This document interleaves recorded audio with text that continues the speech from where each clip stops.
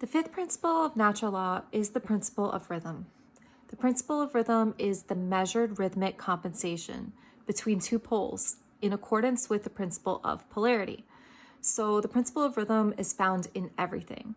On the physical plane, examples would be things like linear time, our seasons, the phases of the moon, the sun rising and the sun setting.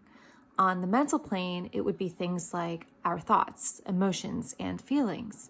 So the principle of rhythm can never be destroyed, but it can be overcome through higher levels of consciousness. So that pendulum swing can be conquered.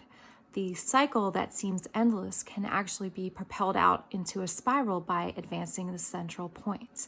It is important to understand that the level of mental vibration and where the consciousness resides directly affects the rhythm of any given situation. This is the principle of rhythm.